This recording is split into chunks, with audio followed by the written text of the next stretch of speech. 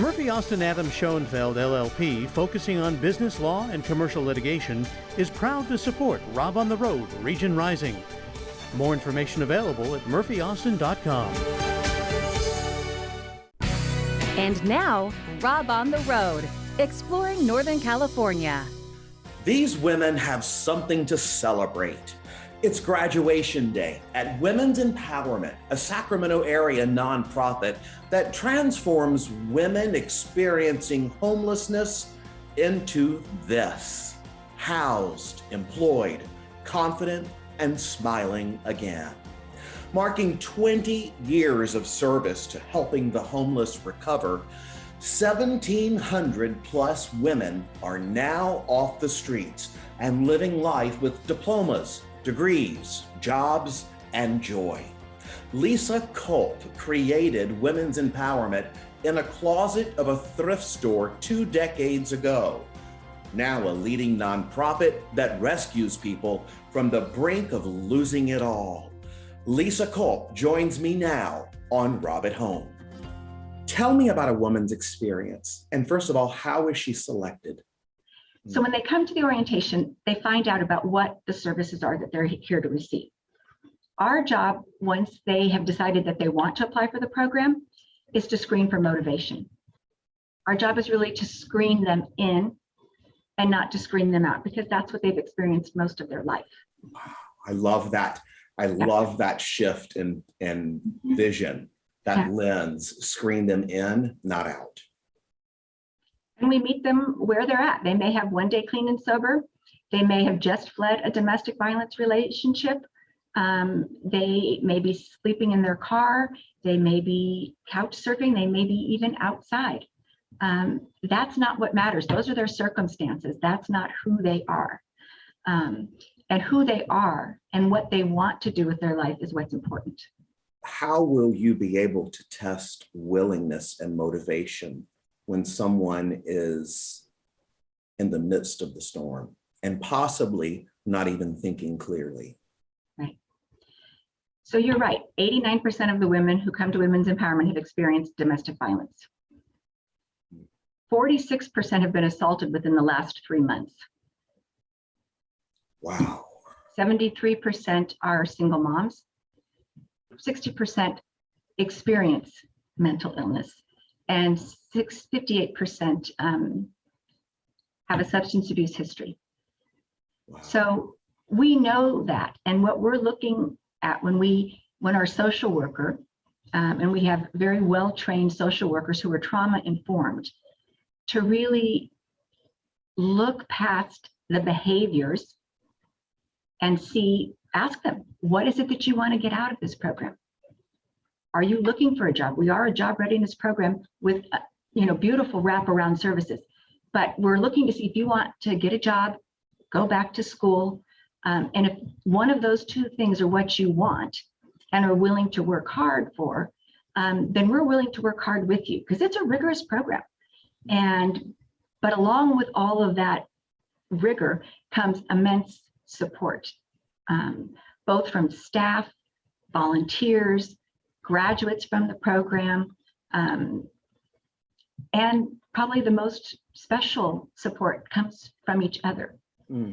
These women have felt so isolated and so marginalized for so long. When they begin to hear each other's stories, they see where they connect. They see that intersectionality, and they no longer feel as alone or as thrown away. There's something powerfully binding when you are in a room filled with people who all have different stories, but have a tie that binds, and the circumstances fade away because the pain is the same. The journey is different, but the pain is the same. And when we can unite in that and then move forward, that's where magic happens. I was going through a lot of videos with graduates, and one of your graduates said, it was more than just having nowhere to go. I had nowhere to grow. Yes. Oh, that one was really good. And person after person said they would go through their journey. Yeah. And then it was as if this moment happened where they said, and then I found women's empowerment. And everything about them when they were speaking and telling their story changed. Yeah. It was a hard reset. That's exactly what it is. Birth, renaissance, growth. And I have to tell you, every time we see someone who's experiencing homelessness, at one point in that person's life, they were the most special person on this earth to someone. Yeah. And that's what women's empowerment makes them feel again. I think that's really true. I think we see the best in them. We see their potential, and we see that flicker of hope, that courage to dream, that courage to dare to fail, because they failed so many times before. And it's just so easy. It requires so little love to make such a huge difference in someone's life. Lisa, we talked about people wanting to really, really change. And you have a story about someone who wanted the disabled, diseased, they wanted that gone. It was someone you were working with that said to you, can you get rid of this dis?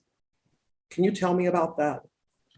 So this was when we were very early on, when we were a program of Loaves and Fishes before we became an independent nonprofit. And she had come from breakfast over at Mary House. And one of the servers at Mary House said, I think you should go over and talk to Lisa. And so she came over and she said, is there a Lisa here? And I said, I'm Lisa. And she held up her disabled bus pass. And she just held it up and she showed it to me. And she said, can you take the dis out of this disabled pass? I want to be abled. And I said, I can't do it alone, but I can do it with you. And if you really want that, I bet we can make that happen. And we're 20 years into this. She was probably in the third year, and she's held a job ever since. That's amazing. That's fantastic. I'm looking at you and I see so many people behind you that we are talking about right now. And those are the faces of change. That's right. And we will come back to that blank spot I see over your shoulder in a moment. But first, I'd like to talk with you about something that you have never shared at this level. And it happened in 1993. And you were involved in a horrible accident right there in front of Loaves and Fishes. Do you want to tell me about that? And will you share that with me? Sure. Because it shows so much about you, Lisa. There's a reason. Yeah. Okay, go ahead. So I was working at Loaves and Fishes. I had just returned from living in Nicaragua, a small country in Central America, the second poorest country in the Western Hemisphere. I'd lived there during the time of the war. Almost everybody in Nicaragua was poor. But when I came back to the United States 10 years later, I was absolutely shocked by the difference in poverty in Nicaragua and poverty in the United States. How so? In Nicaragua, people were very poor, but they still had community. They still had family. They still had a social network. They had a sense of dignity. They had a sense of pride. Every child you could ask who was 5 years old maybe could or couldn't read, but could recite a poem from Rubén Darío and would say it with such pride in his or her country. And when I came back to my home in Sacramento,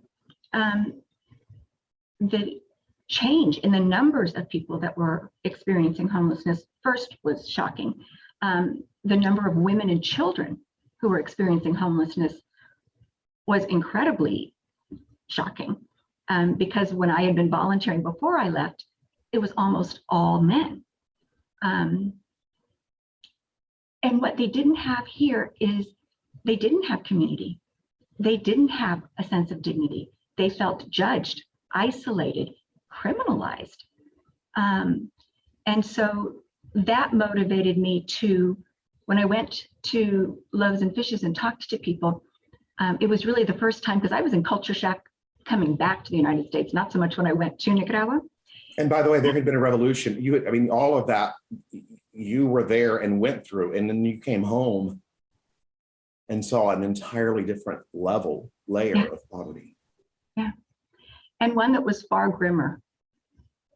There was lots of hope in Nicaragua. Lots and lots of hope and joy and song and community. There weren't fences between people's yards, and there was sharing. And when I came here, I saw how bleak and despairing and hopeless so many people felt. So I started to work with Loaves and Fishes, and I was, at that point, I started off as the first female street monitor, and then I started working in jail visitation there. I'd been back from Nicaragua about 6 months. While I was in Nicaragua, I got married and I had my baby boy, who's just had a baby. Oh, wow. So I have a 3-month-old granddaughter. Congratulations. Thank you. She's the new light of my life. So Sister Nora Lowe and I were walking down the street, North C Street, towards the dining hall at Loaves and Fishes. And there was a car that was leaving, and it stopped at the stop sign, and we continued in the opposite direction. And then all of a sudden, the car sped up in reverse and hit us from behind. And we were both thrown from what multiple people say about 40 feet. Oh. And Sister Nora Lowe died.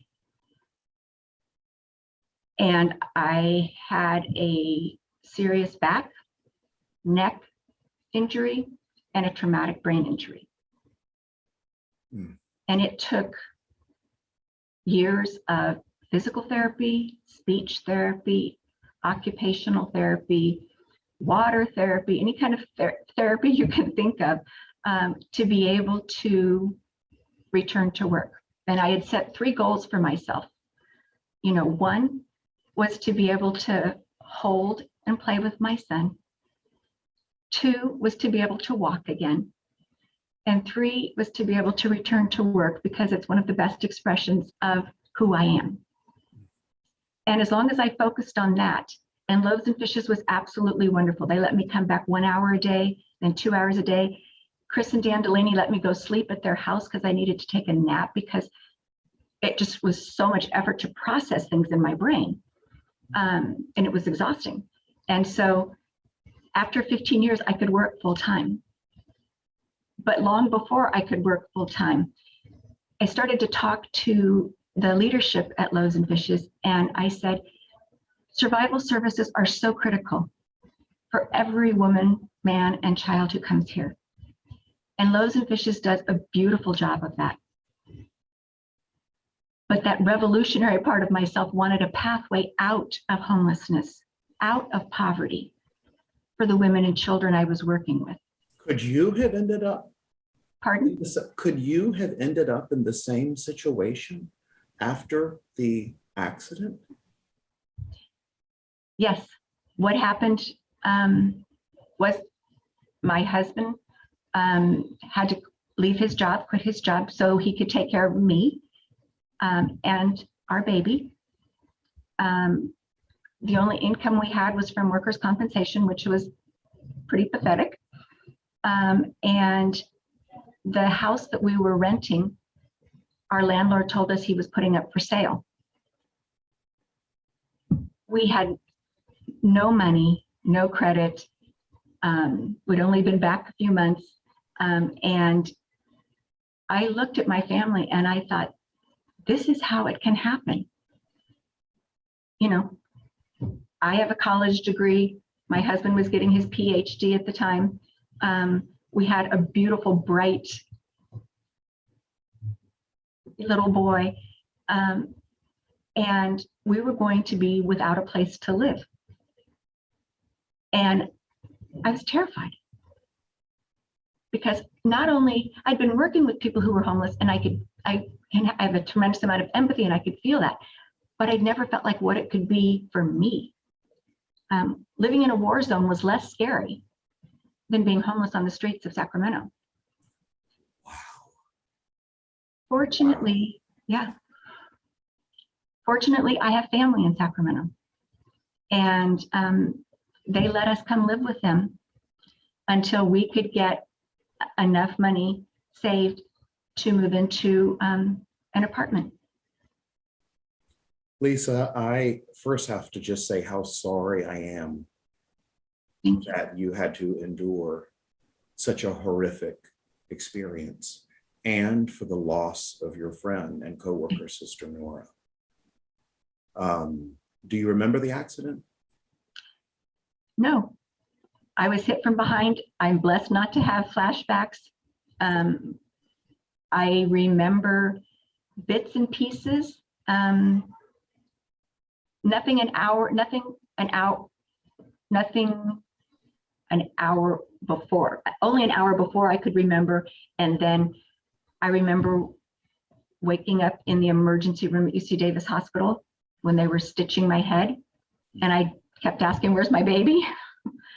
And I was obviously delirious. But as horrible as that accident was, what I tell the women who I share this with, I don't usually share it with people other than the women, is that, no, I would never have wished that accident to have happened. Certainly not for Sister Nora, nor for myself and my family. But what I learned from that accident and the wonderful people it brought into my life, the healers into my life, you know, occupational therapists, physical therapists, I still connect with them. I had a neuropsychologist who said to me, there are abilities that you will never have again, but who you are, the accident could never take away. And that stuck with me. And so that's what I tell the women, is that, you know, no one can take away who you are. There are layers and layers and layers of trauma that we've experienced. But who you are is in there. And we're going to do a process of excavation so that you can reclaim who you are, who you want to be, what you want to do. Reclaim that power so that you're not dependent upon, you know, the government for financial stability or an abusive partner for financial stability. You are going to be the captain of your own ship. You know, when you share your personal story, and this is why I asked you to share it here, in that awful mess that you had to go through, the most foundational message came through because of how you handled it. And that is a testament to who you are and the human spirit. And you see that in every person that comes in your door. I can only imagine when you share your story, how that opens the room. Yes, it does. And it's beautiful to watch. And that's why I share it with them, because it gives me the opportunity to say, none of us are our disabilities. None of us are our circumstances. All of us have the right and the possibility to rebuild our lives. What is something that you have on your heart right now after discussing that with me and and sharing that. Is there something that must be shared from you? I would share with your viewers that two things. One, that homelessness is very complicated, but that making a difference is simple. And the second thing is, before anyone passes judgment on someone who's experiencing homelessness, find out their story. And the longer people are on the streets, the more deteriorated their mental health becomes, the more desperate they become, the less hopeful they become, the harder it is for them to make changes. But no one started off being born wanting to be homeless. No one wanted to grow up and live on the streets and not have 3 meals a day and not have shelter from the storm, not have shelter from Sacramento's blistering heat. That was no one's choice. Sometimes we don't have a good choice and a bad choice. A woman who's in a domestic violence relationship chooses either to stay in that domestic violence relationship because she has a home and probably children, or to become homeless and flee that situation. I'm not sure. I mean, I know which one I would choose, but it's not, there's not a good choice there. Yeah. Living in a violent relationship or being homeless. All of the shelters are full. They're not even the 2 new shelters that have 100-bed capacity, their waiting list goes back to the beginning of October. We're now in December. The domestic violence centers are full. So they are going to be homeless if they leave right now. And they know it. And they do it anyway. And, you know, there's one woman who comes to mind. She was working at Amazon, making $19 an hour because she'd been working there for 2 years. She had 4 children. She came to women's empowerment. She came to class on time every day while sleeping in her car with her 4 children. Her children, this was when schools had all closed. So we just brought the kids in. And these were older children. We normally work with infants and toddlers, but there was no way I was going to let them sit in our parking lot in their car. And so we made them breakfast. We set up educational activities for them, connected with the school district because they didn't even have Chromebooks because they didn't have an address. And so we got them Chromebooks from the school district so that they could use this as their home address and begin to do school. So that, you know, when they finally did get into housing, and that was something that just happened this week, they got into housing, not in California because it was too expensive. They ended up moving. And they have a 3-bedroom apartment for the 4 kids and mom, and she is a manager at Amazon now in Texas. Wow. Yeah. Wow. What a powerful story. Yeah. She's a powerful woman. Leads me to the spot over your shoulder that is blank. And so when a woman gets a job or gets into housing, she comes back and she comes to our table, which each woman puts something on it that has meaning for them, and shares with the class as our part of our daily opening. And she picks up the bell that's there always, and she rings it. And she tells the women that she's gotten a job or she's gotten into housing. And so just yesterday, the woman in that blank space got a job, and she told her story. And the women, I mean, she had the women in tears because of how hard she's worked. And she talked to them about never giving up, always showing up for yourself and seeing and taking advantage of every opportunity. And this was not her first job. This was her second job. She'd gotten a promotion. And so with the advanced training that she received at Women's Empowerment, she got a job as a property manager. So she got housing. as well as a job. Wow. And that is priceless. What a powerful story. All of it. The beginning, the middle, and I won't say the end, but the next chapter. The next chapter. I just have to tell you, Lisa, that you are one of the most remarkable people I have ever had the joy of meeting. And I cannot thank you enough for sharing your story, but most importantly, for who you are and what you do. Rob, it's been such a pleasure to talk with you. You make it so easy for people to share their stories and to open up. I would love to have you come down and meet the women someday so that you can hear their stories and they'll feel your goodness and they'll open up and talk with you. It's good for them to have positive mental models. When Pardon? COVID clears and we Yes. can do that, I'm there. All right. I'll hold you to that. You're amazing, Lisa. Thank you so much with women's empowerment, serving Sacramento and serving people, souls, making a real difference. Lisa Culp, thank you so much. Thank you, Rob.